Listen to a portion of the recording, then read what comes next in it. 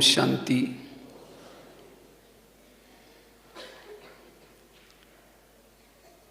इसे तो आधा पौन घंटा में ही मुझे मिला हुआ है और बहुत अच्छा विषय है संकल्पों में एकाग्रता। अभी अभी बाबा की मुरली सुनी, विशेष बाबा ने कहा कि 100 मानों के अभ्यास करो और संकल्प में एकाग्रता लाओ,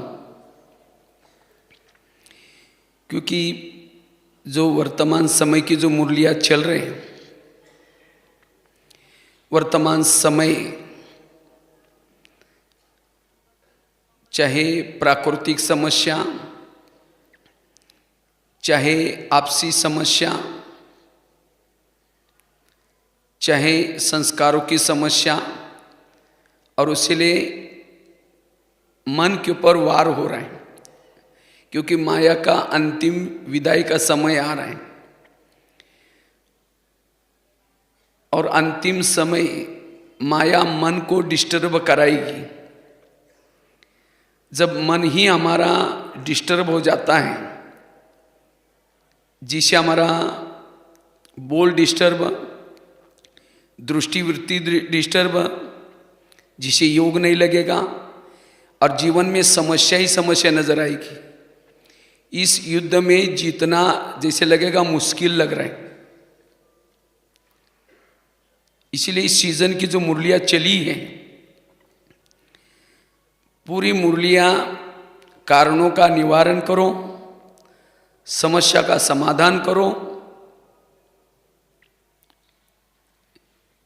इसी ऊपर बाबा की मुरलियाँ चली। क्योंकि समय तेजी से जा रहा है। जिसके संकल्प में एकाग्रता नहीं है उसका समय वेस्ट होता है। जिसके संकल्प में एकाग्रता नहीं है वो वायुमंडल को खराब करता है। जिसके संकल्प में एकाग्रता नहीं है वो स्वमान में टिक नहीं सकता, वो स्वधर्म में टिक नहीं सकता। जिसका मन एकाग्र नहीं है वो कर्म योगी नहीं बन सकता। इतना ही नहीं, वो योग में बैठा है, लाल लाइट चल रहा है, गीत बज रहे हैं, तो भी उसका बाबा से योग नहीं होगा, उन परिस्थितियों से योग होगा। ये क्यों हुआ, मेरे साथ क्यों हुआ, ऐसे कैसे हुआ, अनेक मन में क्वेश्चन। इसलिए योग में बैठने के बाद भी योग नहीं, कर्म योगी स्थिति नहीं, जिसे अमृत वेले के ऊपर परिणाम। इसलिए सारा दिन हमें मन को एकाग्र करना है, मन को हल्का रखना है, क्योंकि योग का आधार है मन। जिसके मन में ही डिस्टर्ब है उसकी बुद्धि भी डिस्टर्ब है। उसके बुद्धि के सामने विजन नहीं आएंगे, दृश्य नहीं आएंगे, ना परमधाम का दृश्य, ना आत्मा का अनुभव। इसलिए और जब संकल्प में एकाग्रता नहीं है, संकल्प में लीकेज है, मन थक जाता है, शरीर भी थक जाता है, खुशी नहीं होगी। इसलिए संकल्प में एकाग्रता जरूरी है। आकाश के चंद्रमा को पानी में देखना है, पानी स्थिर चाहिए। परम धाम के परमात्मा को मन में देखना है, मन हमारा स्थिर चाहिए, मन की एकाग्रता चाहिए।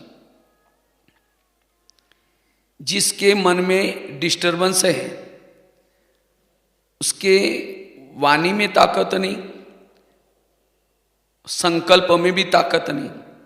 वो सोचता है कुछ अलग, होता है कुछ अलग, फिर हारा हुआ अनुभव करता है, मैं सोचता हूं होता ही नहीं। इतना ही नहीं, जिसमें मन में एकाग्रता नहीं है, दृढ़ता भी नहीं, इतना ही नहीं, जीवन में कोई वैल्यूज और शक्तियां भी नहीं। वास्तव में शक्तियां, दैवी गुण उसके जीवन में होंगे जिसका मन एकाग्र है। जिसका मन एकाग्र है उसके पास सहन शक्ति होगी, सामना करने की शक्ति होगी, परखने की शक्ति होगी, निर्णय शक्ति होगी। इतना ही नहीं, धैर्यता, सत्यता, ईमानदारी सारे वैल्यूज होंगे। मन की एकाग्रता से ही हम मायाजीत बन सकते हैं, अन्यथा माया से हार जाएंगे। इसलिए वर्तमान समय मन की एकाग्रता है, और जिसके मन में एकाग्रता नहीं उसके दिमाग में विचार अनेक चलते हैं, और जिसके दिमाग में विचार ज़्यादा चलते हैं, दिमाग में केमिकल्स उतरते हैं, उससे शरीर की भी बीमारी होने की संभावना है। आजकल दुनिया में एक शब्द प्रचलित होता जा रहा है, तनाव। तनाव क्या है? मन डिस्टर्ब, मन की एकाग्रता नहीं, अनेक मन में क्वेश्चन। इसीलिए no question, no correction, no quotation, no opposition, मन चुप। और जिसका मन चुप है वो भ्रुकुटी आसन पर बैठता है।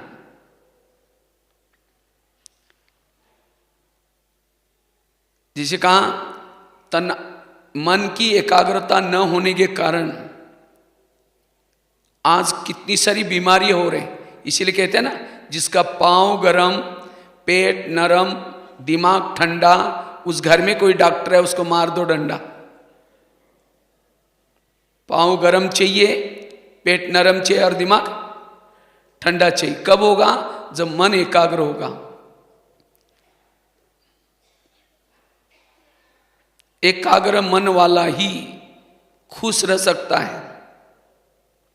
आज 70% लोगों को जो बीमारी हो रही शरीर की, मन की एकाग्रता न होने से। आज किसी को पेट की बीमारी होती है, ईर्ष्या वाले विचार चलाने वालों को पेट की बीमारी होगी। इसीलिए कहते हैं ना, तुम मेरे को देख करके तुम्हारे पेट में जलन होता है क्या? आज किसी को दूर का कम दिखता है, दूसरे की बुराई को आंखें फाड़ फाड़ कर देखेंगे। जो आंखें फाड़ता है, बड़ी बड़ी करता, आंखों की पुतली फैल जाती है। फिर डॉक्टर को कहेंगे, डॉक्टर जी आजकल मुझे धुंधला दिखता है। कहेगा चश्मा लगाना पड़ेगा। चश्मा तो लगाया, फिर भी बुराई देखना नहीं छोड़ेगा, नंबर बढ़ता ही जाता है। आज किसी का ब्लड प्रेशर बढ़ता है, जो बीती हुई बातों को याद करता है उसका ब्लड प्रेशर बढ़ता है। इसीलिए बीती हुई बातों को भूल जाओ, जो हुआ अच्छा हुआ, जो हो रहा अच्छा, जो होगा वो भी। मन एकाग्र, कोई बीमारी नहीं। आज किसी को अस्थमा होता है, दमा, कोई भी बातों को पेट में दबा कर रखेंगे, खुल के नहीं बोलेंगे क्या हुआ, नहीं कुछ नहीं हुआ। अरे बताओ तो क्या हुआ? कुछ नहीं हुआ। हुआ तो बहुत है, लेकिन दबा कर रखेंगे, दमे का प्रॉब्लम। आज किसी को शुगर होती है, दूसरों को अपने कंट्रोल में रखने की कोशिश करेंगे। मैं इसकी सास हूं, मैं इसका पति हूं, मैं इसकी माँ हूं, इस बच्चे को मैंने पढ़ाया लिखाया, छोटे से बड़ा किया, जब इसकी शादी हुई अपनी पत्नी का मानता, मुझे नहीं पूछता। ऐसे विचारों से ऐसे केमिकल्स उतरते हैं, उसे शुगर होती है। आज किसी को जॉइंट पेन होते हैं गुस्सा करने से। किसी बच्चे ने गिलास गिराया, गिलास था 10 रुपए का, गुस्सा करेंगे, हार्ट में प्रॉब्लम आएगा, 10 लाख रुपए का ऑपरेशन करना पड़ेगा। ये गुस्सा क्या है? मन की एकाग्रता न होना। क्यों हुआ? जैसे कुकर को गैस के ऊपर रखते हैं, गर्म होता है, गर्म होते होते सीटी मारना शुरू करता है। कुकर सीटी मारेगा तो सब्जी पकाएगा, लेकिन कभी मनुष्य सीटी मारेगा तो? ये क्यों हुआ? मेरे साथ क्यों हुआ? ऐसा कैसे हुआ? क्यों क्यों करते करते कहेंगे तुम्हारा 3 साल से देख रही हूं, अब मुझे सहन नहीं होता, सीटी मार दी। गुस्सा क्या है? सीटी। चलो कुकर को तो सीटी भी है, लेकिन मनुष्य का ना कोई ऊपर सीटी है, ना बाजू में कोई सेफ्टी वाला है। जब प्रेशर बनेगा कहां से निकलेगा? Brain tumour, brain haemorrhage. इसीलिए मन की एकाग्रता, ये टोटल जो हमारा ज्ञान है ब्रह्मा कुमारी का, मन को एकाग्र करने का ज्ञान है। ड्रामा का ज्ञान, कर्मों का ज्ञान, जो हुआ अच्छा ये ज्ञान। अगर आपके मन में एकाग्रता नहीं है, ज्ञान को समझा ही नहीं। ना ड्रामा को समझा, ना पाठ को समझा। इसलिए हमें किसी को छोड़ना नहीं है, उसी जगह पर रहना है, उन्हीं लोगों के बीच में रहना है, लेकिन मन को एकाग्र करके। इसीलिए वर्तमान समय अगर हेल्दी, वेल्दी, हैप्पी बनना है, मन को एकाग्र कर लो। जिसका मन एकाग्र है, आंखें खुली हैं, कान खुले हैं, देखते हुए भी न देखने की अवस्था होगी उसकी। जिसका मन एकाग्र है उसके विकर्म विनाश होते हैं। जिसका मन एकाग्र है उसके संकल्प में ताकत होती है। मन को एकाग्र क्यों रखना है? क्योंकि भविष्य का जितना भी कारोबार चलेगा सतयुग का, संकल्प से कारोबार चलता है।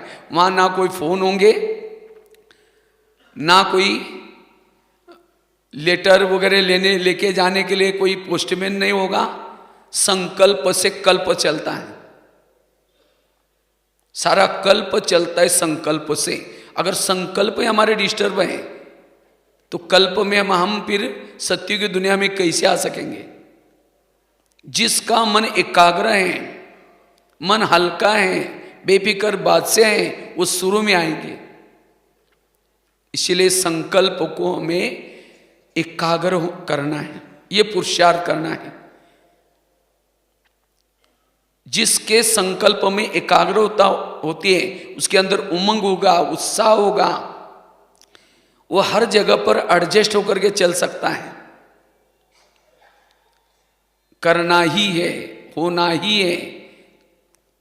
तो संकल्प को हम एकाग्र कैसे बने कराएं, उसके लिए 3-4 बातें मैं आपको सुनाता हूं। संकल्प को एकाग्र करने के लिए सबसे पहले मन को सकारात्मक बना दो, विचारों को सकारात्मक बना दो। जिसके मन में निगेटिविटी है, मन ही निगेटिव है, उसके मन में एकाग्रता नहीं होगी। मन को पॉजिटिव बना दो, और मन को पॉजिटिव बनाने का आधार है ईश्वरीय महावाक्य मुरली। जितना मुरली का चिंतन करते हैं, ये शुद्ध विचारों का चिंतन करते हैं, उतना मन एकाग्र होगा। क्योंकि बाबा ने सारा हमें क्या करना है, क्या नहीं करना है, ये मुरलियों में सारे श्रीमत दिए हैं। तो जितना हम मन को पॉजिटिव बनाएंगे उतना मन की एकाग्रता होगी। मन को सकारात्मक बना दो, मन को पॉजिटिव बना दो। इसलिए मुरली का मनन चिंतन, और वास्तव में मुरली केवल हमें संगम युग में मिलती है। ईश्वरीय महावाक्य, शास्त्रों की बातें, ग्रंथों की बातें, पर मत, मन मत, वो एकाग्र नहीं होगा। एकाग्रता के लिए शुद्ध संकल्प हमें चलाना है। सारा दिन सवेरे जो हम मुरली सुनते हैं उसका सारा दिन चिंतन करना है, उसका मन एकाग्र होगा। इसीलिए मन को सकारात्मक बनाने के लिए, एकाग्र करने के लिए मुरली का चिंतन। दूसरी बात है ड्रामा पर एक्यूरेट रहना, ड्रामा के ऊपर विश्वास। तो आप सभी को अपना अपना ड्रामा पसंद आया? हाँ? या कई कहते क्या बाबा आपने मेरा ड्रामा बनाया, मेरा पति भी तंग करता है, बच्चे भी ठीक नहीं है, पड़ोसनी भी बड़ी झगड़ा करती है, इसीलिए अगले क्लब में मेरा थोड़ा ड्रामा बदल देना।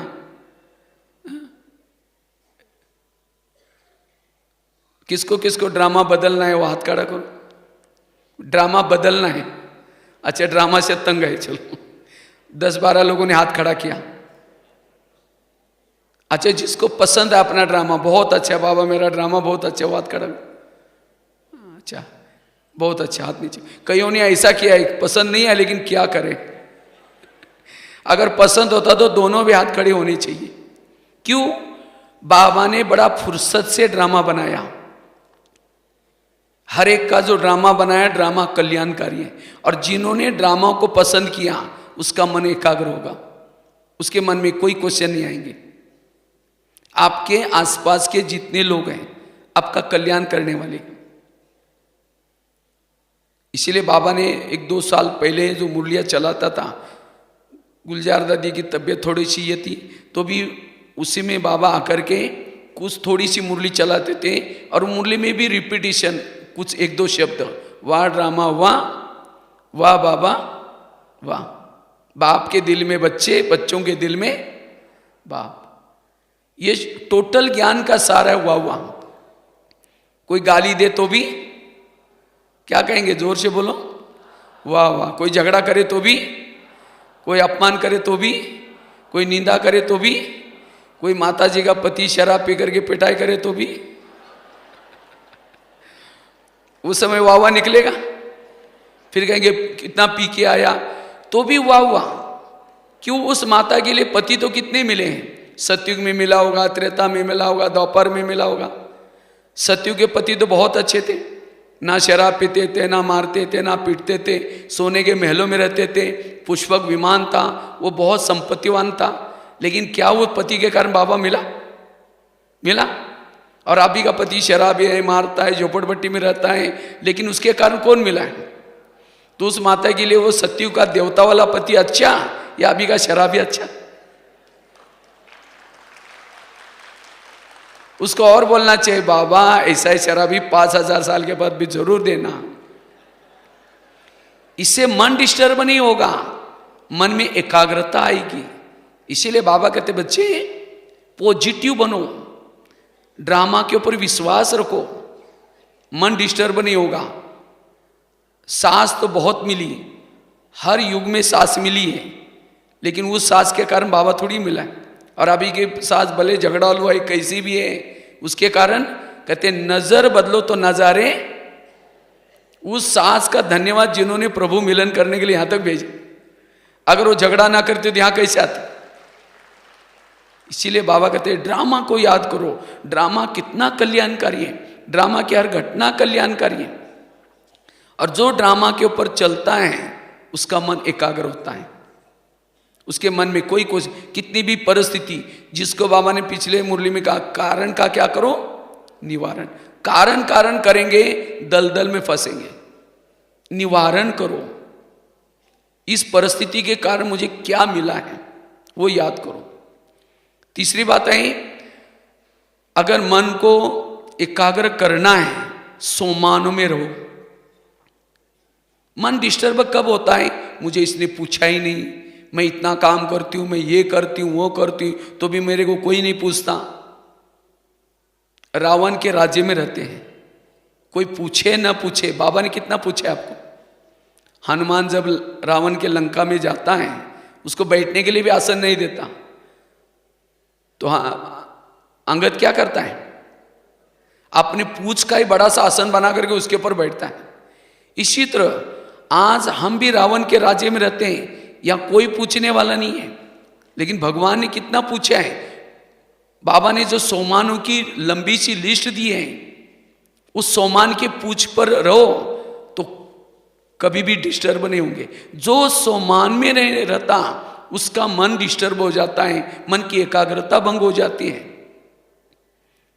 मैं कुछ साल पहले बोर्ड लिखता था वहाँ डाइनिंग हॉल के पास, तो एक दिन मैं बोर्ड मिटा करके कुछ बैठा था, एक माता जी आई, कहते भाई जी यहाँ आने के बाद हमारी स्थिति बड़ी अच्छी बनती है, लेकिन जैसे हम सेंटर पर जाते हैं हमारा मन डिस्टर्ब हो जाता है। हमने शुरू लेकर के यज्ञ में बहुत मदद की, बहनों को ये किया, लेकिन अभी हमको बहनें कोई पूछती नहीं, ये नहीं करती, ऐसे बोलने लगे। तो मैंने उनको एक शब्द बताया, हमने कहा माता जी बाबा तो पूछता है ना? कहता हाँ बाबा तो पूछता है। हमने कहा जिसको भगवान पूछे उसको कोई पूछे ना पूछे क्या फर्क पड़ता है? कहता है थैंक यू भाई करके चले गए। तो उसी समय मैंने बोर्ड में पॉइंट लिखना, जरा सोचो, जिसको स्वयं भगवान पूछता है कोई पूछे ना पूछे क्या फर्क पड़ सकता है? जिसके दिल में स्वयं भगवान है उसके दिल में और किसकी आवश्यकता है? जिसका सर्व संबंधी स्वयं भगवान है उसके और संबंधियों की क्या जरूरत है? पूरा बोर्ड भी लिख दिया। इसलिए आज हमें किसने पूछा है, कौन हमारे साथ में है? सोमान। जितना सोमान में रहेंगे मन एकाग्र होगा। मन की प्यास बुझ जाएगी, बाबा ने हमें क्या से क्या बनाया। इसीलिए सोमान में रहने से आंतरिक शक्तियां जागृत होती हैं। इसीलिए और सोमान को केवल रिपीट नहीं करूं, सोमानों के विजन बना दूं। मैं पहले शुरू में एक सोमान लेता था, मैं महावीर हूं, हनुमान हूं। जैसे हनुमान क्या करता है, संजीवनी बूटी लाने के लिए जाता है, नहीं मिलती तो क्या करता है, पूरा पहाड़ी लेके आता है। इसी तरह मैं भी सोचता मैं एक हनुमान हूँ। रात को सोते समय और सोता था उस समय, जैसे बाबा के पास जाकर के सोए, सवेरे उठते ही जैसे बाबा स्मृति दिलाते हैं, बच्चे तुम हनुमान हो, तुम महावीर हो। तो मैं जैसे अमृत वाला उठ करके योग करता था। जैसे हनुमान ने आत्मारूपी कई सीताओं को छुड़ा के लाया, इसी तरह हम भी अभ्यास करते थे। जैसे मैं हनुमान हूँ, मुझे अनेक आत्मारूपी सीताओं को छुड़ा कर लाना है, और उसी के अभ्यास से बहुत अच्छा फायदा हुआ। इसीलिए सोमान विजन अभ्यास करो। सारा दिन भी चलते चलते भी मैं शिव शक्ति हूँ, मैं इस घर में रहती हूँ, मैं यहाँ मधुवन से गई हूँ, मुझे वहाँ आत्मारूपी सीताओं को छुड़ाने के लिए बाबा ने भेजा है, मैं एक शिव शक्ति हूँ। सोमान, और जितना सोमान में रहेंगे कर्मयोगी बनेंगे, खुशी रहेगी, मन एकाग्र रहेगा। सोमानों के अभ्यास। चौथी बात है, पहली बात कौन सी बताई, मुरलियों का चिंतन, पॉजिटिव सोच। तीसरी बात कौन सी बताई, ड्रामा का पाठ पक्का करना। तीसरी बात बताई सोमानों के अभ्यास। चौथी बात है कर्मों की गुह्य गति का ज्ञान। कभी कभी हमारा मन डिस्टर्ब होता है, क्यों? कई कहते हैं मैं इसके रास्ते में कभी जाती नहीं, मैंने इसका कुछ बुरा किया नहीं, फिर भी ये मेरे साथ ऐसी क्यों करती है, इसने मेरे साथ ऐसा क्यों किया। टाली कभी एक हाथ से नहीं बजती, टाली के लिए कितना चाहिए, दो हाथ। अगर कोई मेरे साथ ऐसा वैसा करता है, इसका मतलब मेरा पिछले जन्म का इसके साथ हिसाब चुकत हो रहा है।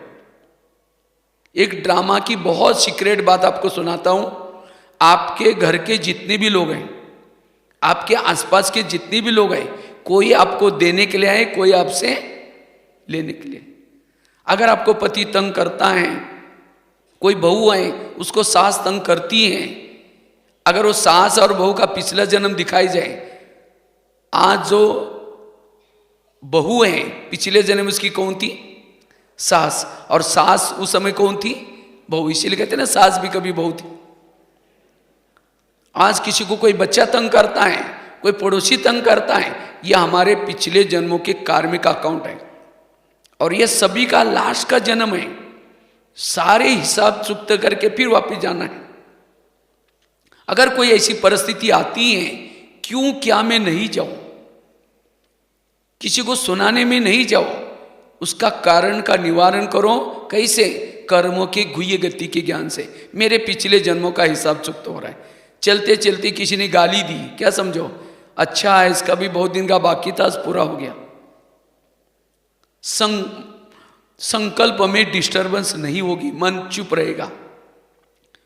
नहीं तो हम किसी को औरों को सुनाएंगे, सोचेंगे, उसके प्रति नफरत पैदा होगी, घृणा पैदा होगी, क्रोध पैदा होगा, तो मन क्या होगा, डिस्टर्ब। इसलिए कर्मों की गुह्य गति को समझना जरूरी है। कर्मों से शरीर बनता है, कर्मों से संबंधी मिलते हैं, सब कुछ कर्मों से होता है। न जाने हमने पिछले जन्मों में किसी को राजा बन करके अपने राजाई से निकाल दिया होगा, किसी को धोखा दिया होगा, किसी की सुनाई, कितने सारे हमारे हिसाब किताब है। और इस जन्म में अब हमें कोई गलत काम नहीं करना।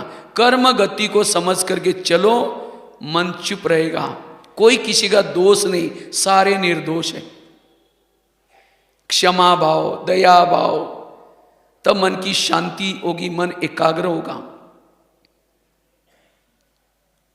पांचवी बात है, अगर मन संकल्प में एकाग्रता लानी है, रोज सवेरे हमें अमृत वेले का योग अच्छी तरह करके उसका आनंद लेना है। मन को भरपूर कर दो अमृत वेले के योग से। जितना सवेरे का अमृत वेला का योग अच्छा करते हैं, फिर क्लास में आकर के योग करते हैं, फिर मुरली सुनते हैं, 3 बातें जो करता है उसका सारा दिन मन एकाग्र रहेगा। अगर ये 3 बातें आपकी ठीक नहीं सवेरे सवेरे, जिससे मन आपका डिस्टर्ब हो जाएगा। इसीलिए सवेरे सवेरे हमें ये 3 चीजें करनी है। अमृत वेला का योग, फिर क्लास में जाकर के आधा घंटा थोड़ा योग करना, फिर मुरली सुनना। तो सभी तो योग तो करते हैं ना। अमृत वेला कौन कौन करता है? अच्छा, सभी करते हैं। लेकिन अमृत वेला का चुपचाप आपका कोई वीडियो बनाई जाए और फिर आपको 10 बजे दिखाए जाए ये आपका अमृत वेला का योग का वीडियो है, कहीं कि मेरा है।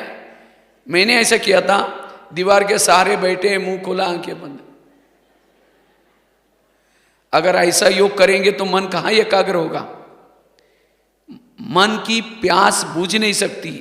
इसलिए यथार्थ योग, आंखें खोल करके, सोमान ले करके, बुद्धि रूपी आंखें खोल करके जितना योग अच्छी तरह लगन में मगन वाला करेंगे,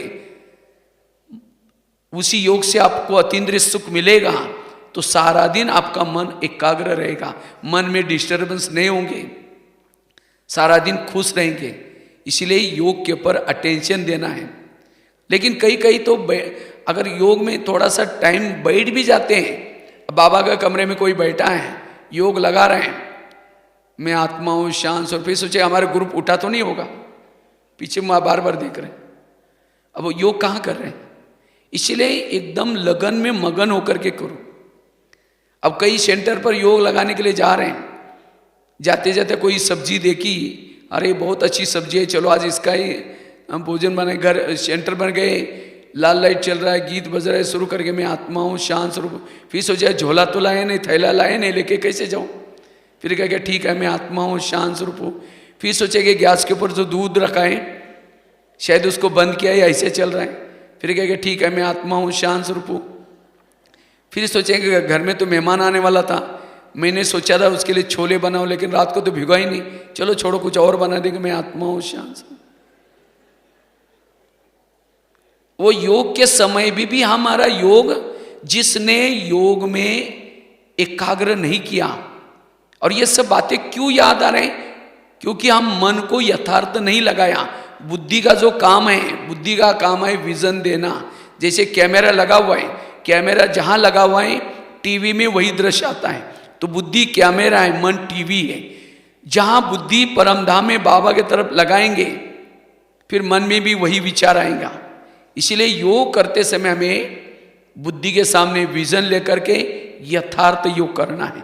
और जो यथार्थ योग करता है उसको सुख मिलता है, सारा दिन उसका मन में एकाग्रता। पान आता सो पा लिया, मुझे कुछ नहीं चाहिए, कोई डिस्टर्ब करे, कोई कुछ भी करे तो भी मन एकाग्र रहेगा। और लास्ट की एक बात सुना करके पूरा करता हूं।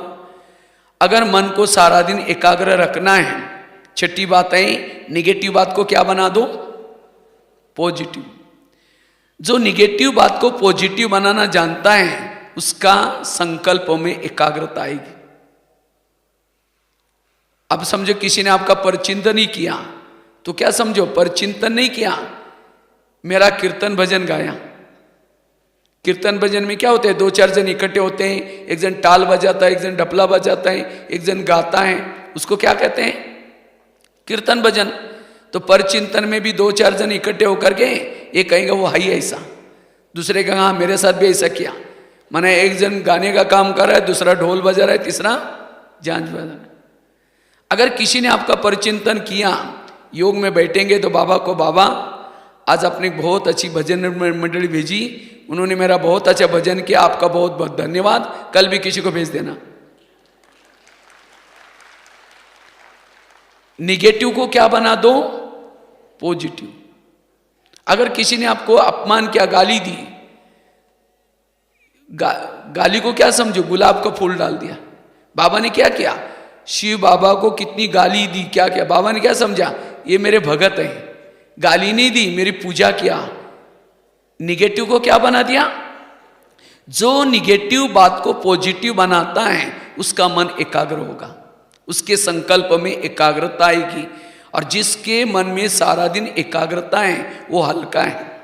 इस सीजन के एक बाबा की मुरली चली थी, बाबा ने कहा ब्राह्मण तो बने हो, देवता बनना है, लेकिन देवता वही बन सकता है जो फरिश्ता बनता है। फरिश्ता बनने के बिना देवता नहीं बन सकता। लेकिन फरिश्ता कौन बन सकता है? जिसका मन एकाग्र है, जो कारणों का निवारण करता है। फरिश्ता अर्थात पंख आने वाले नहीं है हमको। फरिश्ता मतलब जो हल्का रहता है, जो उसको ड्यूटी मिली है, जिस जगह पर रहता है वही रहना है, छोड़ना नहीं है, वही रहो, वहां रह करके हल्के होकर रहो, वह है फरिश्ता। और जितना फरिश्ता बनेगा उतना उसका पद ऊंचा होगा। ब्रह्मा कुमारी संस्था एक बहुत बड़ी यूनिवर्सिटी है, फरिश्ता इसकी डिग्री है, देवता हमारी नौकरी है। यह पद उनको ऊंचा होगा जिसके पास जितना जो ड्यूटी। बाबा कारण नहीं सुनाएगा, बाबा मेरा पति ऐसा बोलता था, मेरे बच्चों ने तंग किया, इसीलिए मैं पुरुषार्थ नहीं किया। उसका कारण का निवारण करो। इसके लिए बाबा ने कितने बीज का ज्ञान दिया है। इसीलिए और जो हल्का रखता है, जिसके मन में एकाग्रता है, वो अशरीरी बनता है, विदेही बनता है, बिंदुर बिजरू बनता है, वो कर्मयोगी बनता है, वो सदा खुश रहेगा, उसके पास ही वैल्यूज आएंगे, वही देवता है।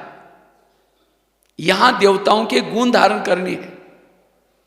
सतयुग में देवता इसीलिए खुश नहीं है, हमको इतना अच्छा महल मिला है। उनके मन में संकल्पों में एकाग्रता है, क्योंकि यहाँ का वो अभ्यास करके गए।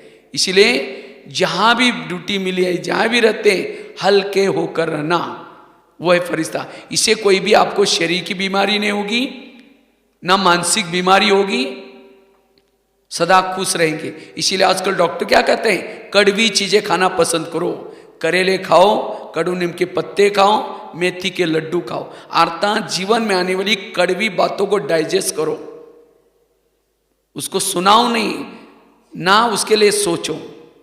जो ऐसी बातों को डाइजेस्ट करता है वो सदा हल्का रहता है। इसलिए ऐसे पुरुषार्थ की वर्तमान समय जरूरत है। इसलिए अभी यहां से जा रहे हैं तो कैसे जाएंगे? हल्के होकर के जाना।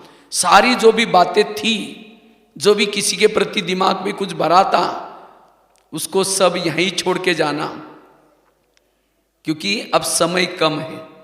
इसलिए सारा समय नेचुरल विधेयी स्थिति में रहना, नेचुरल आत्मस्वरूप में रहना, वही रह सकता है जिसका मन एकाग्रता है। वास्तव में आत्मा कोई चीज नहीं है। जिसके संकल्प कम चलते हैं, पॉजिटिव चलते हैं, उसकी ऊर्जा बचती है, उसी का ऊर्जा का नाम है आत्मा। आज कई कहते हैं मैं बहुत दिनों से ज्ञान में चलता हूं, लेकिन मुझे आत्मा का अनुभव ही नहीं हुआ। इसका मतलब मन की एकाग्रता नहीं है। एक लास्ट की एक स्टोरी सुना करके पूरा करता हूं। एक शिष्य था, गुरुजी के पास गया तो गुरुजी को कहता है, गुरुजी मैं बहुत भक्ति करता हूँ, दान करता हूँ, पुण्य करता हूँ, लेकिन मुझे कुछ अनुभव ही नहीं हो रहा है। क्या भगवान मेरे से रुठ गए? गुरुजी हंसने लगे, कहते बात तो सही है। कहते 3-4 दिन पहले मैं बगीचे में बैठा था, इतने में 5-6 युवा आ गए। उन युवाओं को प्यास लगी थी। तो गुरुजी ने कहा सामने कुआं है, वहाँ बाल्टी है, रस्सा है, जाकर के पानी पी के आओ। वो चले गए, बाल्टी को रस्से से बांधा, कुएं में छोड़ा, खींचा, पानी कुछ नहीं मिला। दोबारा बाल्टी डाली, फिर खींचा, पानी नहीं मिला। तीसरी बार, चौथी बार, 10 बार बाल्टी डाले, पानी नहीं मिला, छोड़ के चले गए। कुआं था, बाल्टी थी, रस्सा था, तो भी प्यासे गए। क्यों? बाल्टी को छेद थे। वो बाल्टी कैसी थी? छेद वाली। इसी तरह अगर हमारे भी मन में छेद है, वो तो कुएं के पास गया था, हम कहाँ हैं? सागर के पास। लेकिन अगर मन को छेद है, मन में एकाग्रता नहीं है, संकल्पों में एकाग्रता नहीं है, तो प्यासे ही रहेंगे। ना आत्मानुभूति, ना परमात्मा अनुभूति, ना शांति की अनुभूति। और जब यह अनुभूति नहीं, विकार आपको अपने तरफ खींचेंगे। इसलिए मन को, संकल्प को एकाग्र करने का पुरुषार्थ करना है। और उसके लिए मैंने आपको 5-6 बातें बताई, उसका अभ्यास करना है। और मन को एकाग्र, मन को हल्का। जितना मन हल्का है, चेहरे पर खुशी होगी। बाबा कहते हैं आगे चल करके आपका म्यूजियम प्रदर्शनी देखने के लिए लोग नहीं आएंगे, क्योंकि आजकल हर एक को टेंशन है। आप अपने चेहरे को ही म्यूजियम बनाओ, लेकिन किसका चेहरा म्यूजियम होगा? जिसका मन एकाग्र है, जिसके मन में कोई क्वेश्चन नहीं है, जिसका मन हल्का है, ऐसा मन, जिसका चेहरे में अंदर क्या चलता है वो चेहरे में दिखाई पड़ता है। अगर अंदर टेंशन है, निगेटिव बातें हैं, चेहरा भी ऐसा होगा। और जितना चेहरा अच्छा है उसकी मूर्ति की कीमत भी ज्यादा होती है। इसलिए वर्तमान समय हमें यही पुरुषार्थ करना है, अपने मन को, संकल्प को एकाग्र। इसके लिए जैसे पहली बात कौन सी बताई? मुरली का चिंतन। दूसरी बात बताई ड्रामा के ऊपर विश्वास। तीसरा सोमानों के अभ्यास। चौथा कर्मों की घुई गति। पांचवा बताया अमृत। तीन बातें बताई थी, अमृतवाला का योग, क्लास के पहले योग, और माना योग करते समय हमें लगन से मगन होकर के विधि पूर्वक करना। और छठी बात बताई थी निगेटिव को क्या बना दो पॉजिटिव। अगर ये 5-6 बातें भी करेंगे तो सहज आपके संकल्प में एकाग्रता आएगी और जिसे आप विजयी बन सकेंगे। ओम शांति।